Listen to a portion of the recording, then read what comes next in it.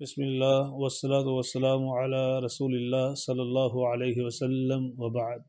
آج ہمارا موضوع ہے بسا اوقات پلاٹ اور مکان بیچنے سے بھی انسان خیر و برکت سے محروم ہو جاتا ہے۔ آپ بھی سنیں گے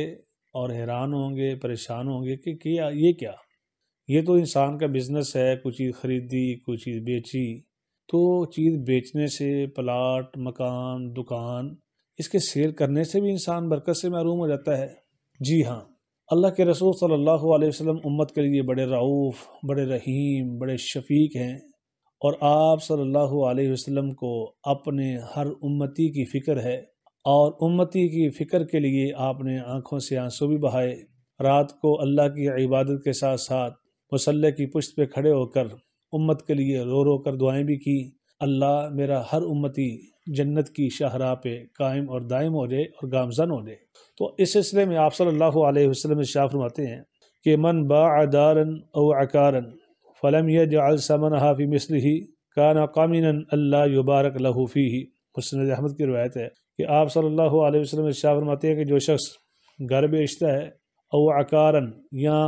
زمین بیچتا ہے، زرعی زمین ہے، فلم یجعل ثمنها فی مثلہ، تو پھر وہ بیچ کر اس کی جو پیمنٹ ہے، جو اس کا پیسہ ہے، رقم ہے،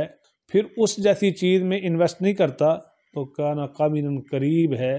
اللہ یبارک لہ فیہ، جو اس کے بعد پیسہ رقم آئی ہے وہ برکت سے محروم ہو جائے۔ تو اس سلسلے میں ہمیں ہدایات کیا ہے کہ اگر کوئی آپ گھر بیچتے ہیں، مثلا حالات تنگ ہو گئے ہیں، گھر بیچنا پڑ گیا ہے، تو گھر بیچ کر کسی ایسے ایریے میں جہاں ریٹ کم ہے وہاں گھر لے لیں، اور باقی جو پیسے بچے ہیں اس سے اپنے معاملات درست کر لیں۔ ایسے پلاٹ ہے، زرعی رقبہ ہے، دکان ہے، اور بہت مہنگے ایریے میں ہے تو وہاں سے بیچ کر سستے ایریے میں لے لے، کچھ نہ کچھ اس کی بیس ہو نا، وہاں اپنا کاروبار شروع کر لے، وہ کرائے پہ دے دے، رینٹ پہ دے دے، چلیں اس کے گھر کا سرکل چلتا رہے۔ اللہ کے نبی علیہ الصلوۃ والسلام صرف دینی معاملات میں رہنمائی نہیں فرماتے، دنیاوی معاملات میں یہودی تو یہ طعنہ دیا کرتے تھے اہل ایمان کو، اہل اسلام کو، کہ آپ کا نبی کیسا ہے، یعلمکم کل شیء، تمہیں ہر چیز کی تعلیم دیتا ہے، حتی الخراء، حتیٰ کہ واش روم کے احکامات، واش روم میں کیسے جانا ہے، کیسے بیٹھنا ہے، قضاء حاجت کیسے کرنی ہے، یہاں تک آپ کو یہ نبی تعلیم دیتے ہیں۔ تو صحابہ کرام رضوان اللہ علیہم اجمعین عرض کرتے ہیں اجل، جی اللہ کے رسول صلی اللہ علیہ وسلم